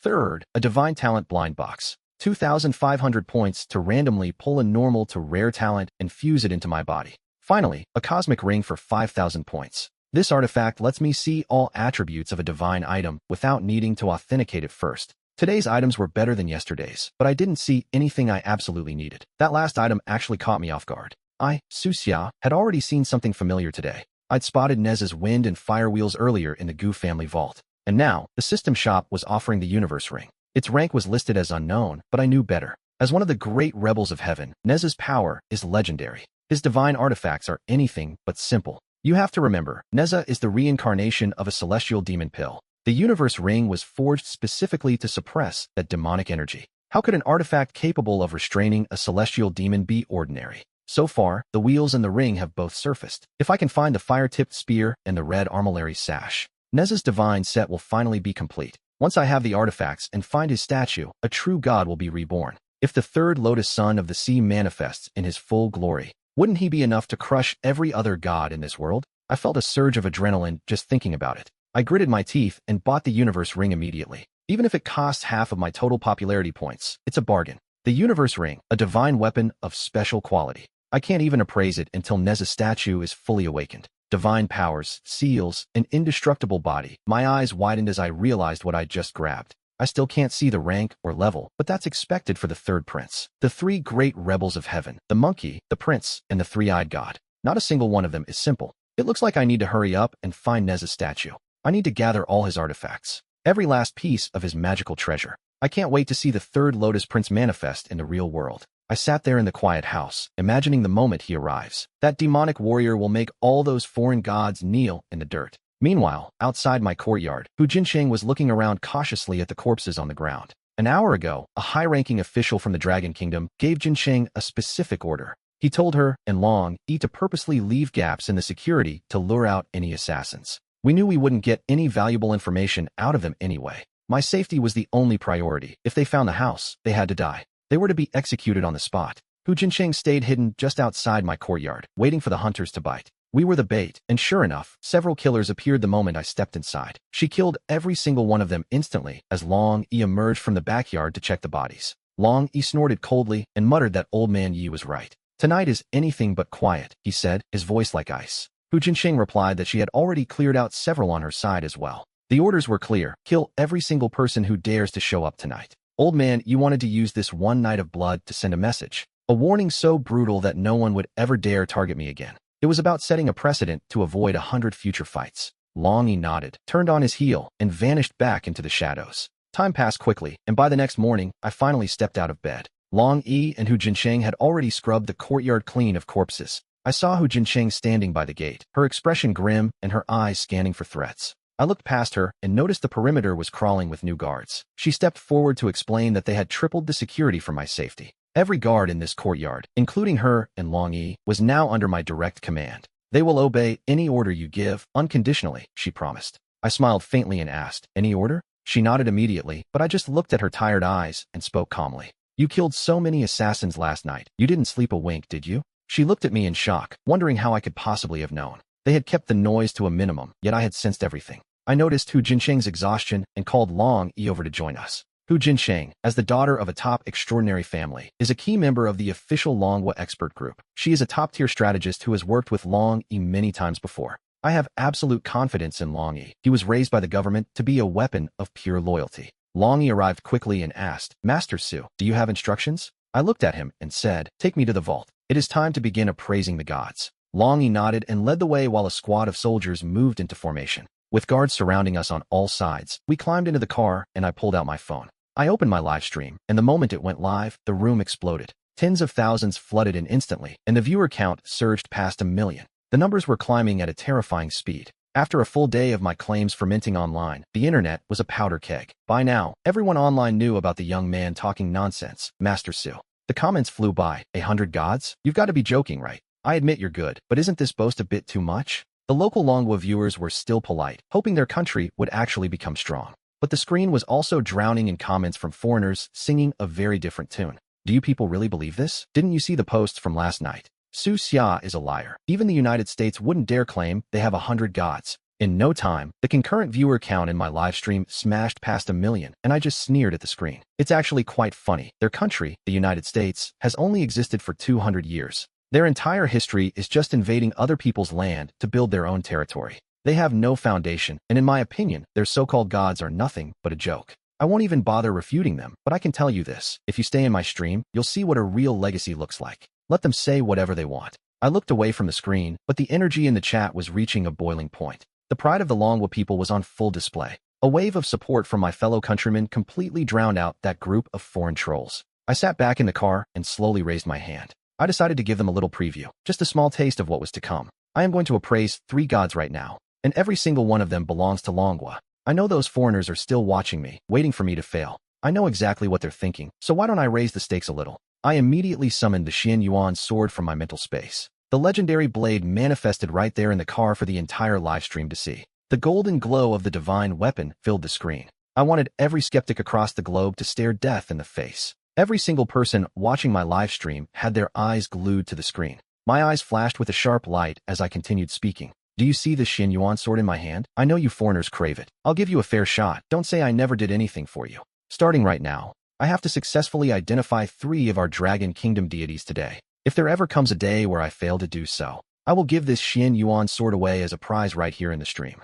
Whoever wins it, keeps it. When those words left my mouth, Dr. Dragon, who was currently behind the wheel, nearly jumped out of his skin. Yesterday, when he received this mission, the high-ranking officials of the God Realm told him that this divine blade could boost the very fortune of humanity. To the Dragon Kingdom, it was as precious as I am, or the Dragon Group, or his own family. His job was to protect me, but also to ensure no one else laid a finger on that sword. And yet, here I was, claiming I'd just give the divine weapon away. Dr. Dragon was so terrified his heart skipped a beat. He gripped the steering wheel tight and spoke up in a panicked rush. Su Xiaoyu, I interrupted him calmly. Don't worry about it. Don't worry, I know exactly what I'm doing. I guarantee I can identify 3 deities from our kingdom. Every single day, I'll dangle this divine sword right in front of those who crave it, but I'll make sure they never touch it. I want them to be like a pack of lapdogs, staring greedily at the chicken leg in their master's hand, but never getting a bite. Dr. Dragon stared at me, stunned, before finally nodding in silence. But my livestream isn't a free show either, I said, my voice turning cold. If I fail, I'll raffle off the Xian Yuan sword among you foreigners.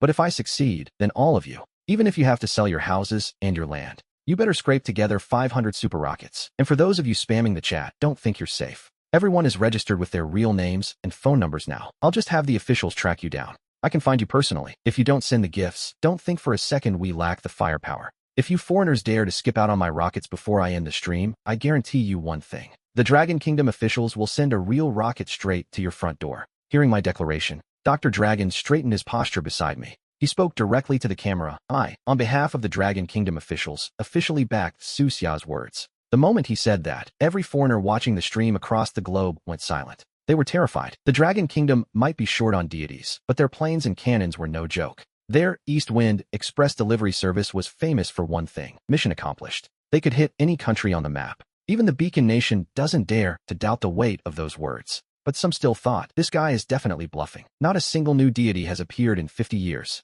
Do you really think you can identify 3 in a single day? 500 super rockets are nothing. The Beacon Nation isn't short on cash. I accept. Who's afraid of who? Su Xia, your Xian Yuan sword is mine. Sooner or later, it will be on display in our British Museum. While they typed away, our car finally pulled up to the destination. The guards outside gave a sharp, disciplined salute as we passed. I looked at the camera and said, "All right, friends, we're entering the Dragon Kingdom's official treasury." It was rumored to hold countless unidentified divine statues, and I could feel my blood pumping. Bai Wuchang, the one I identified yesterday, was a true deity of our kingdom. He was powerful, yes, but in the grand hierarchy of our gods, his rank wasn't actually that high. I wondered if I'd finally lay eyes on the statues of the true legends this time. What I wanted more than anything was to find the statue of Neza, the third prince, the one I had been yearning to find. We stepped inside the Dragon Kingdom's official treasury, a place shrouded in mystery. I smirked at the lens and said, "To all you foreigners who just accepted my challenge, watch me closely. Watch me show off today." On the way, Long Yi briefly explained the situation to me.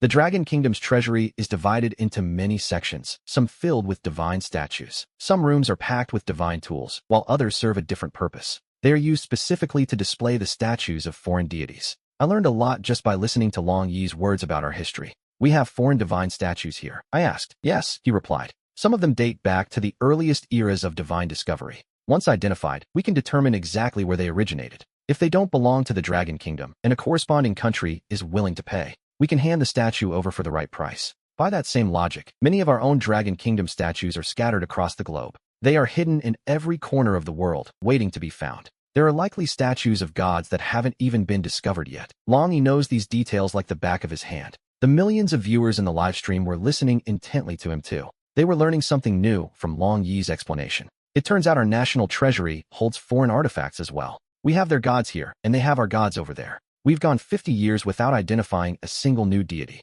I suspect that this global displacement is part of the reason why. Those old foreigners are truly wicked. The British still hold many of our greatest treasures. I thought to myself, they probably hide our divine statues too. It's a certainty that they would go as far as concealing our stars. Our country has been carrying these divine statues for decades. Without identifying new gods, our national luck has withered to the extreme. We've even paid massive prices several times just to survive. The goal is to trade with foreign nations, but there's a catch. Even with the divine statues we manage to trade for, there is no way to wake them or even identify which country they belong to. Success is rare. The vast majority of these statues are just piled together. Only a small fraction are humanoid or have distinct characteristics. "Let's focus on identifying our own country's statues first," Long Yi said. He led me to a massive door, and inside, I saw over 20 divine stars. I looked at the statues and wondered, does our country only have 20 gods? I was shocked. I knew the number was low, but this was pathetic. The live stream went wild. Over 20 statues? I must be dreaming.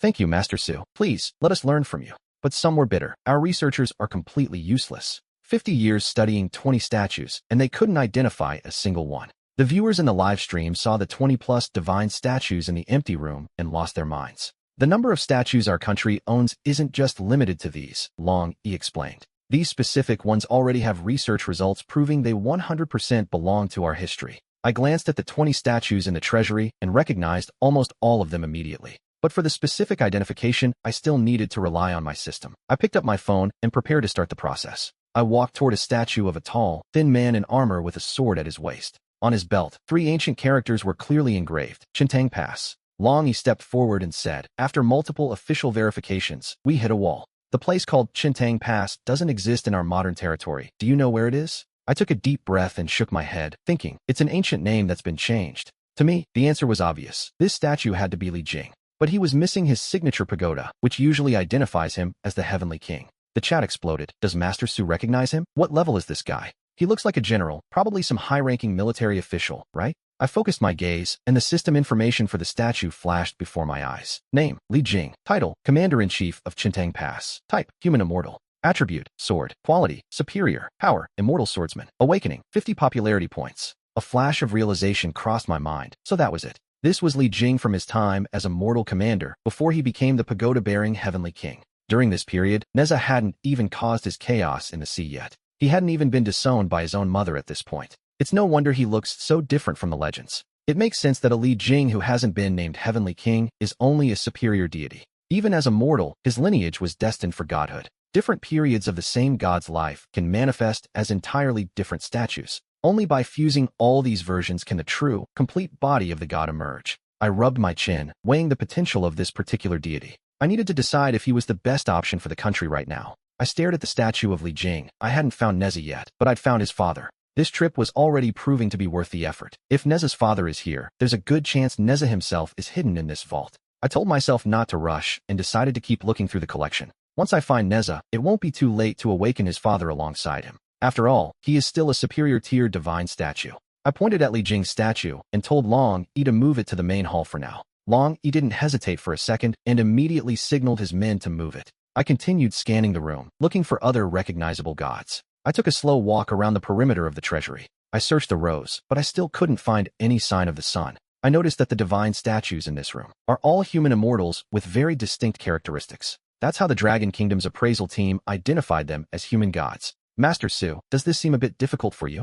Long Yi saw that I hadn't started the appraisal yet and stepped forward. He asked nervously, actually, we've done some research on the statues in this room, but we were worried those reports might influence your judgment, so we didn't present them immediately. No need, I said, I know every one of them. I spoke with absolute confidence. Chapter 21, A Special Breakthrough. I understood why the officials were worried. After all, this is a world with a massive cultural gap. Their expert research is probably as accurate as a random guess. I remembered Bai Wuchang, who literally has good fortune written on his head. That chubby guy, Hyungming Ao, actually mistook him for the god of wealth. And right here in this national vault, the real god of wealth is riding a black tiger. He holds an iron whip in his left hand, and he's dragging a heavy iron chain in his right hand, looking every bit like a fierce, battle-hardened general. Yet the appraisal department labeled him a civil official because of his wealth nature. The level of misinformation is staggering. Who knows what nonsense is in their reports? I was actually just considering which god to appraise first to get the best upgrade. I had to weigh the value against the specific advancement path of each deity.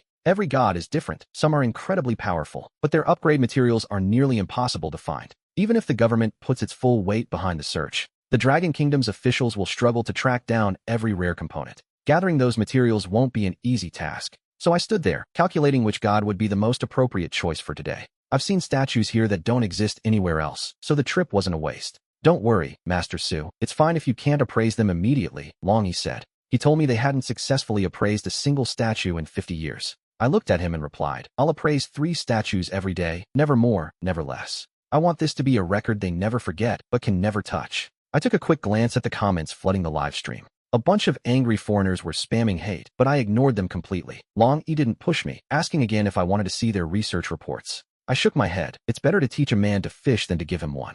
I could see how dirty the current appraisal methods of the officials were. By appraising these gods, I could also teach these experts a thing or two. I need to establish the orthodox mythological system before humanity loses its way. Once the system is fully established in the Dragon Kingdom, I won't have to lift a finger. But for now, I have to keep the truth close to my chest. To these people, these divine statues are complete mysteries from a forgotten history. Explaining the deep lore to them is pointless, yet Long Yi insisted on bringing the files. He waved his hand, signaling an assistant to step forward. They went to fetch the research reports, documents that are strictly classified. Since the live stream was still running, I wondered if they really wanted to do this in public. But they didn't seem to care. They wanted the world to see the results. I saw that Long Yi was dead set on me reading them. I stopped refusing. If I didn't correct their errors, they'd keep wandering down the wrong path. A moment later, the assistant returned with the thick research file. The comments went wild. Are they really showing him classified intel? Aren't they afraid of leaks? Is the Dragon Kingdom leadership stupid? He's just going to read that and make up lies. They were convinced I was just going to parrot the report and talk nonsense.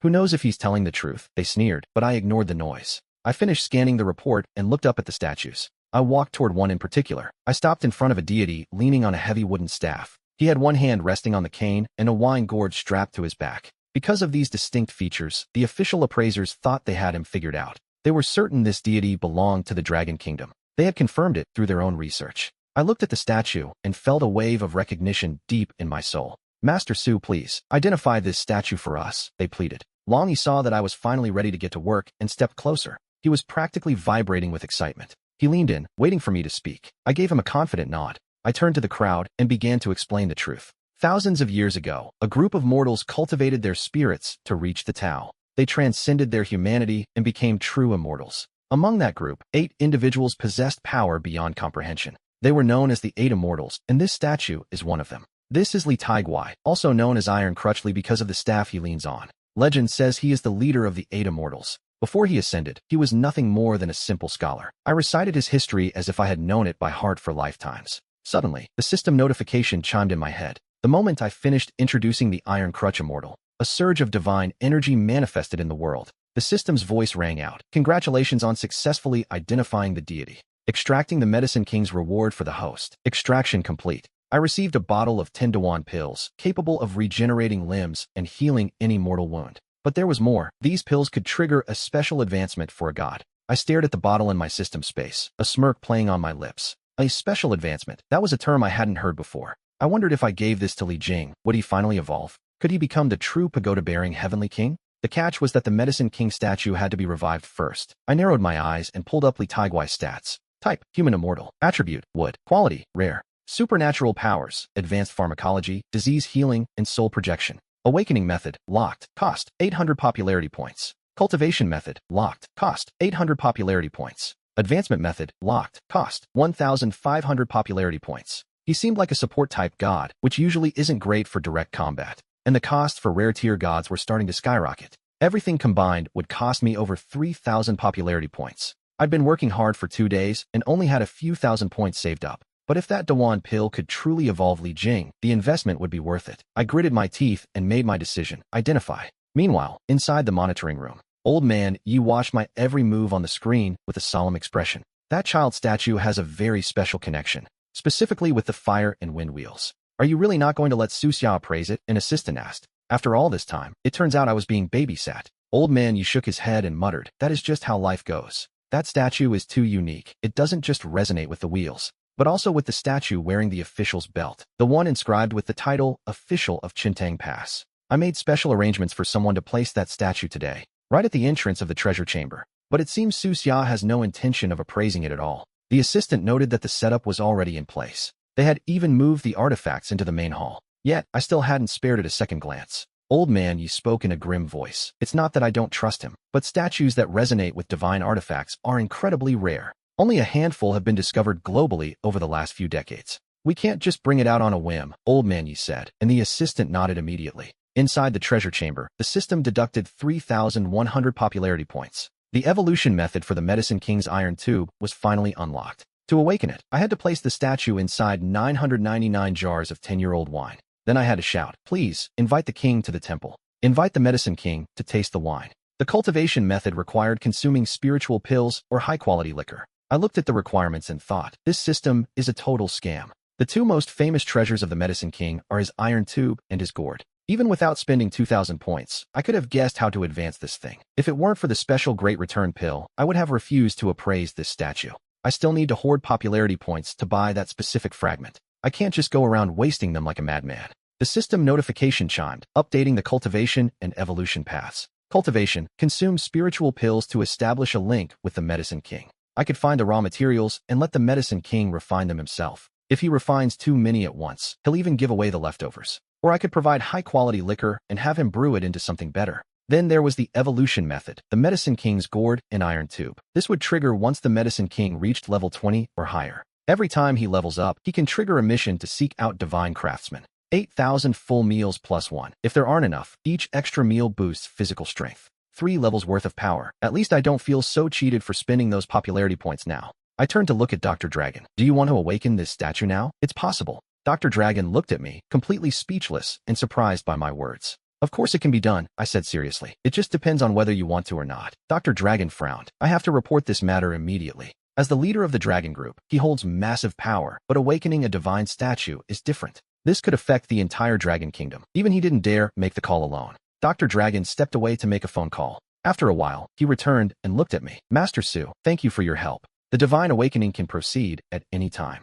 I nodded. Whenever it's convenient for you. Have you chosen the candidate for the contract? I've already made the choice, Dr. Dragon explained. Based on your info, I found the youngest medical doctor in the country to link with the Medicine King. I believe this is the best possible option, he added. Fine, I replied, keeping my expression neutral. I nodded, realizing the candidate was already stronger than average. Since he hasn't arrived yet, you need to prepare 999 jars. They must be filled with wine aged for more than 10 years. The number 9 represents the culture of the Dragon Kingdom and the realm of the gods. It is the peak of all numbers, so asking for 999 jars is only reasonable. Dr. Dragon nodded and said, I'll have my people handle it immediately. He didn't need to ask his superiors for permission on such a small detail. Besides, while he was on the phone, I overheard that the big bosses at the top were watching too.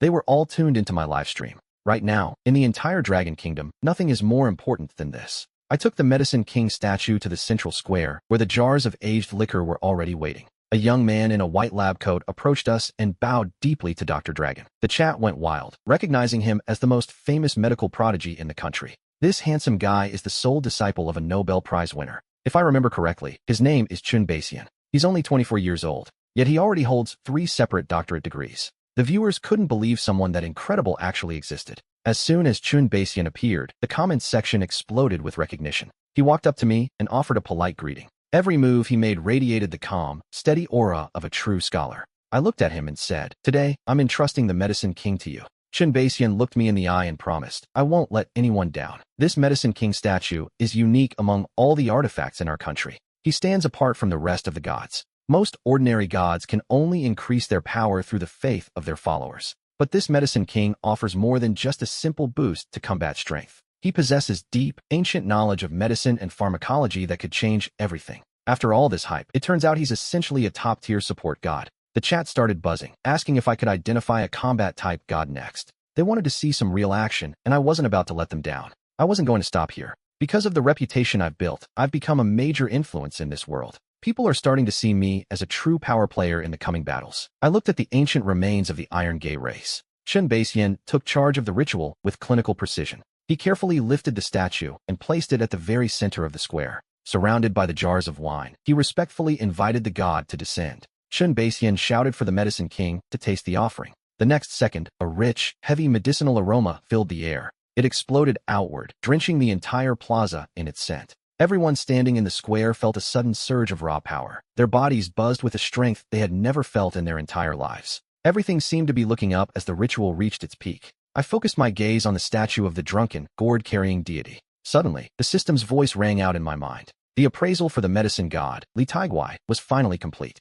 The second attribute of the Great Return pill had finally awakened. I felt a wide grin spread across my face and whispered, Got it. A rich, medicinal aroma began to pour from the deity's skin. It felt as if everyone present had swallowed a miracle elixir as their cultivation surged. But the effect on me was the most explosive of all. My own realm shot up by 4 levels in a single heartbeat. This support god might look humble, but the laws he commands are massive. The sheer scale of his power was absolutely staggering. The people around me gasped as they felt their own strength peaking. Thank you, medicine god. Thank you, Master Su, they shouted in awe. Right then, the full attributes of the medicine god appeared before our eyes. I immediately told Chun Baisian to make sure he stayed on this god's good side. He used to think a support-type, nanny god was a waste of time. But now he realized this deity was his literal lifeline. A god that can directly level up transcendence is a total game-changer. Once I identify enough of these gods, his true importance will be undeniable. I felt a surge of joy as I told him, Yes, Master Yi, the war of the gods is coming. The battle is about to begin, and our biggest worry was finally fading.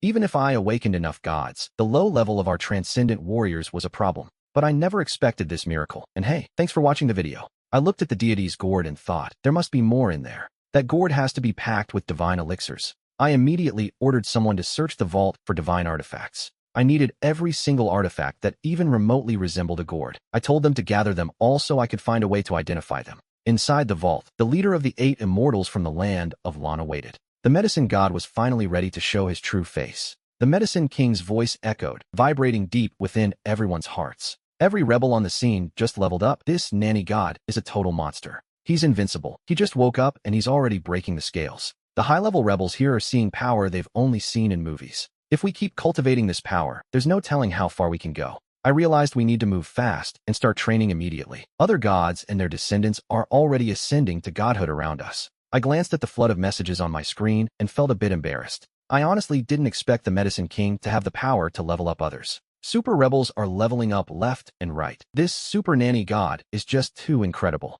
Outside the vault, inside a black business van, a middle-aged man sat terrified with his eyes shut tight. He stared in total disbelief at the god mark glowing on his arm. He didn't even notice his phone ringing at first. It wasn't until a sharp voice cut through the speaker that he snapped back to reality. He finally realized who was calling. Mr. Lawrence. Answer me, what is happening? Lawrence stammered. Mr. President, I just leveled up too. I didn't even enter the vault. I was just sitting on the street outside, and the Medicine King's buff still hit me. It's terrifying. These gods from the Dragon Nation are straight-up cheaters. On the other end of the line, the president of the Lighthouse Nation absolutely lost it. He cursed under his breath, wondering how a single god could possess such broken abilities. A power that grants massive level-ups out of thin air. If they can just ascend like that, then what was the point of everything we've done? All the grueling trials we put our own super rebels through feel like a joke now. It's like we have all this pent-up energy and nowhere to spend it. Just the mere presence of their god allows their rebels to reach new heights instantly. At this rate, the growth speed of the Dragon Nation's rebels won't just be fast. It'll be like they're on a rocket ship. Absolutely not. Every single one of our CIA assassins has been wiped out. Lawrence's mission failed, so I'm changing the target. I have to kill the one who killed my men. I won't allow the Dragon Nation to keep this Chun Basian around. A god this incredible is a problem I can't ignore, the president roared into the phone. Lawrence's eardrums nearly shattered from the volume. He understood exactly what the emergence of this new man meant. This god changed everything, and as soon as he hung up, he made another call. The 7th Assassination Team is now on standby to eliminate Chun Basian. We need to seize that Medicine King pill, whatever the hell it actually is. It doesn't matter. We kill Chun Basian first and ask questions later. I had no idea what was brewing outside while I stood within the vault. The Medicine King looked at me and smiled faintly from a place beyond sight. Then, in a sudden blur of motion, the deity transformed into a blinding streak of light. The light surged forward and fused directly into Chun Basian's body. A glowing god mark began to etch itself into his skin. A distinct gourd-shaped brand appeared on Chun Basian's left arm. He had officially become the Medicine King's worldly representative, closing his eyes to feel the power surge. He looked at me with pure joy and bowed, saying, "Thank you, Master Su." I leaned in and whispered to Long Ji, "This god is a target now. Protect Chun Basian 24/7. For hours later, a cold glint flashed in Long Ji's eyes. He looked at me with absolute focus. He whispered, "Master Su, don't worry. With the Long team here, I guarantee no one touches a hair on Chun Basian's head." Chun Basian looked confused, wondering what we were whispering about, so I turned my attention to Hu King. I rolled my eyes at him and said, "Don't ask too many questions about social matters. Let's move on. Let's start identifying the second statue. Long Ji, can you have that specific one moved to the hall?" Long Ji responded immediately, "It's already in the hall, Master Su." I nodded slightly and asked, "I've seen your file. If I remember correctly, your combat level is elite. But you haven't contracted a god yet, have you?" Long Ji froze for a second, then nodded. I asked, "Do I have the right to decide who contracts this statue? Because if I do, it's yours." Long Ji touched his earpiece, waiting for Old Man Ye's instructions from the monitoring room. Old Man Yi smiled and signaled his approval, knowing this statue was bound to be extraordinary. After receiving the green light, Long Ji stood tall, his expression shifting. He looked me in the eye and gave a firm, affirmative response. I didn't waste any time once we reached the lobby. I went straight to revealing the deity's identity. "Listen up, everyone," I announced. "This divine statue is Commander Li Jing. He was immortal, but his rank is incredibly high." I kept my explanation brief and clear. My words sent the live stream chat into a total meltdown. Immortal? A mortal can become a god. Why is Master Su being so stingy with Long Ji? Even Long Ji looked at me with surprise, expecting at least a rare-grade deity like the Medicine King. He was expecting a high-level deity. The gap in expectations was unavoidable. Long Ji recovered quickly and addressed the live stream audience immediately. He spoke directly into the camera. "Everyone, there's no need to react like that," he said, echoing my earlier point. "I've spent years with high supernatural power, but without a god of my own. Without a contract, I have nothing to defend against the coming evil. The fact that Master Su is granting me a deity at all makes me infinitely grateful." The viewers started to realize that rare-grade deities are exactly that, rare. Their name implies how scarce they truly are in this world. High-level deities are the standard, while anything rare or above is a miracle. Long Ji was handling the situation perfectly. He was smoothing the path for his own transition. But the fans were still mourning. Such a handsome guy, stuck with a common god. I watched the chat's pity party and felt a spark of annoyance. I asked them, "Have you all forgotten the purpose of this live stream? I am here to authenticate and awaken deities, not for you to sit around and admire. Stop obsessing over Long Ji's looks and shut up." But the chat fired back instantly. "Beauty is justice. Don't you get it? As long as the guy is handsome, my values stay the same." They were obsessed with his face. It was pathetic. I pursed my lips and looked at the handsome Dr. Long, letting out a sigh. Dr. Long really is a good-looking man. Between his identity and that aura he carries, he looks every bit the high-ranking special agent. Even the dragon motifs add a touch of heroic bravery. His beauty is honestly dazzling. If I actually tried to compete with him in a beauty contest, I'd be utterly defeated. I cleared my throat and stepped in front of him, blocking the camera. You guys are way too shallow, I muttered. I'm telling you what happens next. We'll definitely have you praising my looks instead. Just wait and see. With that, I walked straight toward the main hall. When I got there, the statue of Li Jing had already been placed in the center. The moment of truth. I prepared to authenticate Li Jing. I didn't hesitate for a single second. I called out to the system. Li Jing, commander of Qintang Pass. Commander, type, human immortal. Attribute, sword. Quality, high. Divine power, swordmaster. Awakening method. The contractor stands before the divine statue and shouts 3 times. Please, commander of Qintang Pass, return. Cultivation method, battle. Evolution method, divine armament, the sword of celestial steel. For every divine weapon he possesses, he can evolve once. I was honestly a bit surprised. The awakening and cultivation methods for a high-level deity like this were incredibly simple. To summon this god, I didn't even need to shout that loud. I didn't need to prepare fine wine like I did for the Yao King. I didn't need anything, just the shout. Commander Li really was incorruptible, and the cultivation method was even simpler, just 2 steps. In other words, battle, just do it. I even suspected the system couldn't come up with a real method. But battle saves me a lot of trouble. Long E, I called out. I shared the awakening method for Li Jing and briefed Long E on the spot. He was quick to act, preparing himself and taking his position immediately.